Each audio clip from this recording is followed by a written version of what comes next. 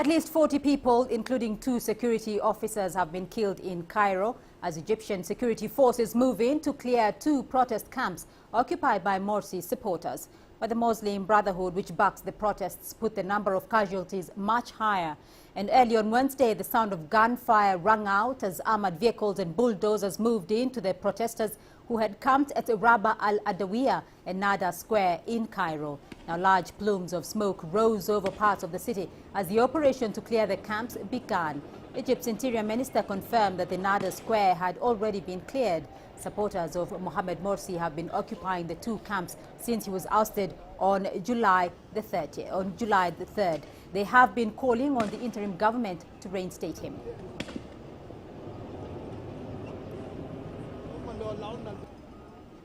Well, those are live pictures. We bring you now live pictures from Cairo, where at least 40 people, including more than 100 others, have been injured in the clashes. Egyptian security forces moved in to clear 2 protest camps occupied by Morsi supporters. The Muslim Brotherhood, however, says that the number of casualties, which is being put at 40, could be much higher. Now, those are live pictures coming out of Cairo, where security forces and protest camps of Mohamed Morsi have clashed this morning in Cairo. We will be bringing you all those details a little later on in the program. Well, we are following that story very closely for you here on Africa Live. Adele Makhroui is joining us now live from Cairo with more details on the clashes. Adele, what is the latest there? Have the sit-ins been cleared?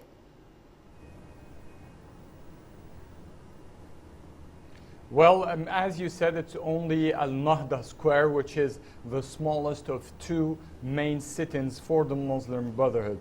Al-Nahda Square was near Cairo University, and over an hour ago, security forces have managed to enter there to evacuate the protesters and to start inspections for the tent there. There has been live ammunition that came out on live television that was found inside these tents. There has been also some few clashes at the vicinity of Cairo University between some of the remaining protesters and the security forces.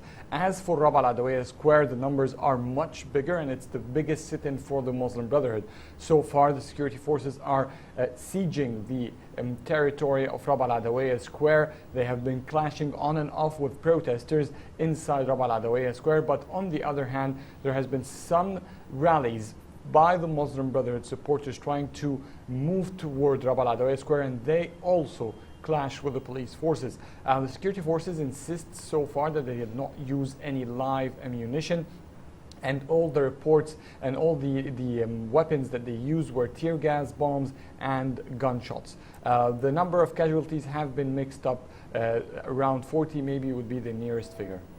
Well, you're talking about the number of casualties being there at 40, but there are still conflicting reports of the actual number so far. The Muslim Brotherhood is saying that that number could be much higher. Is that the case, though?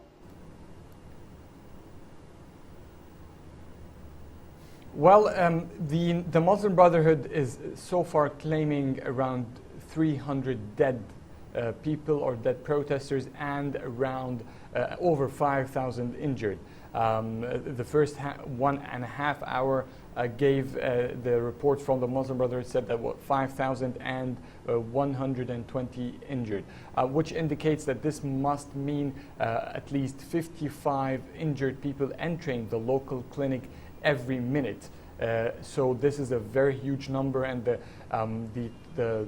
preparations and the facilities at Rabba al-Adawiya would not sustain or can burden such a number. On the other hand, the report from AFP says that 43, the reporter counted 43 dead bodies, and he said there is no women or children injured. This is to contradict the Muslim Brotherhood report saying that most of the injured and the death casualties are children and women. But the final report, or the official report from the state, is from the health ministry, which says 15 dead and 176 injured so far only in Rabaa al-Adawiyya Square, to give a much lower number than the 40 reported by international wires, and of course much less than the hundreds reported by the Muslim Brotherhood. The clear number, this is always a concern here in Egypt, because what happens is that the numbers from local clinics are not usually reported to the government hospitals, which make this contradiction. All right, Adel, clearly some disturbing developments there coming out of Cairo, but the Muslim Brotherhood has previously asserted that they will continue with the protests and the sit-ins until Mohamed Morsi is reinstated. Is there any indication, though, that they will change their position now following today's development? Not at all. So far, what is going on from the leaders, the statements of the Guidance Bureau leaders of the Muslim Brotherhood, is that they will continue. One of the leaders, Dr. Assam Al-Arian, said that he sees comfort in the eyes of the protesters, and what is happening in Cairo does not indicate that this will end anytime soon. There are rallies all over the country, not just in Cairo. There has been reports of the Muslim Brotherhood protesters blocking down underground stations in Helwan city. There are reports of attacking some churches in Upper Egypt and setting some court buildings on fire. So it seems that the events and the incidents are getting more violent and are spreading, with the number of supporters increasing, trying to give aid to their supporters or their counterparts who are still sieged in Rabaa al-Adawiyya Square. So this might be an indication that Egypt is witnessing a clearly greater step in its polarization and more division among its people. All right, Adel Mahroui joining us there live from Egypt's capital, Cairo. Thank you for your insights. Now, it has been over 2 months since the army ousted Mohamed Morsi, but there appears to be no sign of a solution to the political crisis. Instead, recent events have only yielded fears of more clashes and political turmoil. Let's take a quick look at some of the key events in Egypt's unrest. On June the 30th, millions of Egyptians demonstrated on Morsi's first anniversary in office, calling on him to step down. Now, 3 days later, Mohamed Morsi is overthrown and is replaced by Chief Justice of the Supreme Court until the next presidential election. And following this, the Chief Justice Adli Mansour is sworn in as Egypt's interim president. Weeks later, though, security forces clashed with Morsi's protesters in what has been regarded as one of the deadliest clashes ever. More than 80 people were reported dead. As tension rose, European Union top diplomat Catherine Ashton held meetings with detained Morsi, Brotherhood and interim government in attempts to solve the crisis. The interim leadership then announces that they will besiege the two sit-ins in Al-Rabaa Mosque and Nada Square. To avoid more bloodshed, authorities postponed plans to take action against the camps after Mohamed Morsi supporters reinforced the sit-ins with thousands more protesters. Well, let's now cross over to Nada camp in Cairo, where CCTV's Yassa Hakim joins us live on phone. Yassa, what is the situation at the Nada camp? What happened is that early in the morning, the police forces started to break into the camp. They started by using lorries first to break down the sandbags and cement walls that have been constructed by the Muslim Brotherhood on the outskirts of the camp, and they were met with resistance, and they had to shoot gas bombs at the protesters inside. They left a cordoned road on the side so that anyone who wants to leave without resistance can leave peacefully. A lot of the people left. Many of them left the camp without having any resistance peacefully, but the ones who remained right now, and I'm in the middle now of the camp, are the ones who are armored, and they are resisting with shooting at police, and police is shooting back.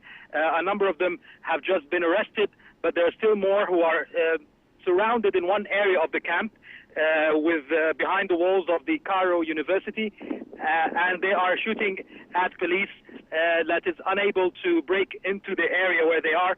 I'm told by police force here that they are heavily armed, and that's why the police cannot enter the area right now. It's being the shootings between both sides have been going on now for a few hours, so it seems it will take a little bit of time to end this standoff here at this area of Al-Nahda camp. All right, CCTV's Yasser Hakim joining us live there from the Nada camp. He's joining us on the phone. We'll take a short break now on Africa Live, but still ahead on the program. Unrest in Tunisia. Opposition supporters rally against the government in Tunis.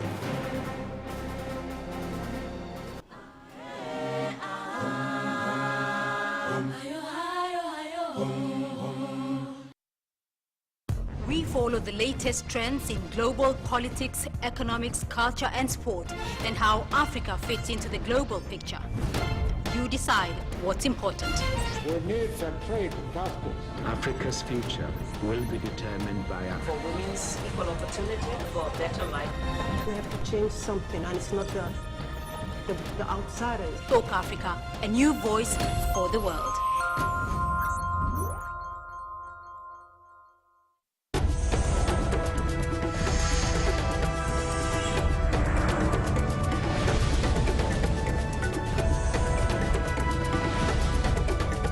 It's 12 minutes past the hour. You're watching Africa Live on CCTV News with me, Beatrice Marshall, in Nairobi. Now, thousands of supporters of Tunisia's opposition have rallied in the North African capital of Tunis. They are demanding the country's National Assembly be dissolved and the Prime Minister resign. The government continues to refuse both. And CCTV's Rowie Rattenberg reports it's just the latest in a political stalemate that now threatens the country's young transition to democracy. They filled the streets calling to, quote, overthrow the system. Supporters of Tunisia's opposition demanded change in what's become a standoff between them and the ruling Islamist party. The showdown has paralyzed Tunisia's political process, with work on a key draft constitution now suspended. In the new constitution, the ruling party is always trying to put restrictions on our rights. They are trying to erase many of our rights and liberties. So it's now or never, and it's time for us to unite. The latest escalation of tension was triggered by the assassination of a senior opposition figure in late July, the second such killing since the start of the year, when Basma Khalfaway's husband, Chokri Belaid, was gunned down. We will not be happy unless this government leaves and the assembly is dissolved. They wanted a referendum. They got one when we rallied on the 6th of August, and they got one today. They are here next to us. They can come and count us. Indeed, not far down the street, a pro-government rally marking National Women's Day was smaller in number, but just as vocal. Fearful of a repeat of Egypt, where popular protests toppled elected Islamists, most, like this high-ranking member of the ruling Islamist party, insisted the government has a mandate to do its job. It's now time for all these political parties to discuss about the crisis. If we agree, all of us, that the government shall be changed, why not? But no coup d'etat. This cannot be allowed. The momentum appears to be growing and the divisions seem to be getting deeper. With both sides now kicking in their heels, it's unclear when or how Tunisia's political standoff will be resolved. Rowie Rattenberg, CCTV in Tunis. Well, let's get the latest now from Tunis. CCTV's Rowie Rattenberg is standing by. Rowie, thousands have rallied there in the capital, Tunis. Are the protests still on? What is the situation? Well, the rallies were scheduled for late Tuesday night and they ended after a few hours. So the streets here are calm, and I should point out significantly that these were not violent demonstrations. Tunisia has been struggling with some clashes recently as a result of the tension between ultra-conservative Islamists and pro-secular members of the society. We've seen the Tunisian military actually strike at Islamist militants in the mountains near Algeria. But the demonstrations that have been happening have been pretty calm. We know that the protest in that square that you were seeing now, where the opposition was, will continue.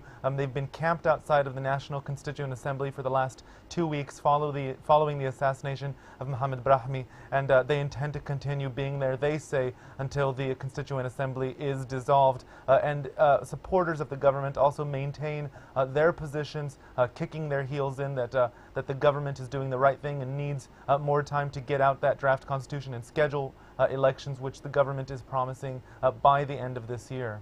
All right, Rowie, it's not a violent situation. It has been quite calm, but clearly an escalation of tension, though, there in Tunisia. Are we likely to see a situation like that which is developing in Egypt? You know, it's a great question, and I know earlier we were in Egypt in this program. People here were pointing out that there are significant differences between Tunisia and Egypt. For example, in Egypt, you had the military involved, and Egypt's military is one of the biggest militaries in the region, one of the strongest militaries in the region. Tunisia transitioned from, even though it had the rule of Zine al-Abidine Ben Ali for 23 years, it had a very strong civil society. And in fact, when the Islamists here gained a victory in the elections and had that mandate to create a constituent assembly, one of the first things they did was appoint a secularist, a human rights activist president, Monsef Marzouki, who was running under another party. So people saw that as a good sign of compromise. One political scientist I spoke to here gave it sort of a 6-month timeline and said that if things don't improve, it'll turn into a catastrophe. But others have suggested he's too much of a pessimist. Some people who are supporting the government saying the fact that this tension exists is signs that Tunisia has made the successful transition into democracy. And people here on both sides say they don't want to see the type of situation, the type of violence that they've seen in Egypt or perhaps also in Syria. But they do point out that it is very key, and some people actually said that they were inspired by seeing Egypt. All right, Rowie Rattenberg joining us there live from the Tunisian capital, Tunis. Thank you. To Uganda now, where 26 children have been rescued from an alleged rebel recruitment ring. The army says the children were to join Islamist group, the Allied Democratic Forces, in the DR Congo, and that the youngest child was just 4 years old. CCTV's Isabel Nakiria has that story.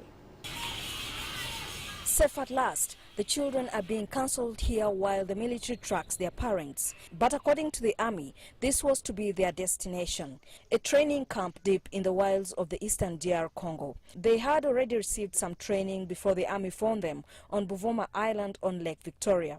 Our concern is that the children we have rescued under the camp of Allied Democratic Forces were undergoing military training to turn into terrorists. They were in the process of becoming terrorists because they were being illegally militarized, and they are purely underage. The parents of the children were allegedly told they'll receive free education. Instead, the army says they were kept in appalling conditions. The children went through what is basically Islamic radicalization. They were indoctrinated in Islamic culture, and they underwent basic military skills.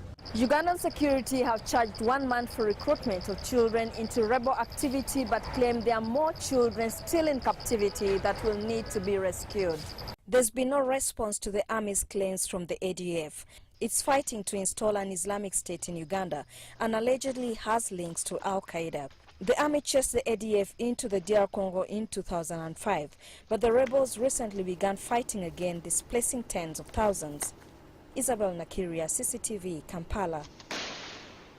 Well, let's return now briefly to Egypt and to that developing story coming out of Cairo. We are bringing you live pictures of what is currently going on there in Cairo. At least 40 people are reported to have been killed, including 2 security officers in Cairo, as Egyptian security forces moved in to clear 2 protest camps occupied by former President Morsi supporters. Of course, the number of casualties is still unclear. The Muslim Brotherhood is putting the number as much higher, but security forces are putting that number at 15. Now, early on Wednesday, the sound of gunfire rang out as armored vehicles and bulldozers moved in to break the city. And we'll be following that developing story out of Egypt for you throughout the day. For now, let's take a look at Africa's business this hour with Ramanyang Rama.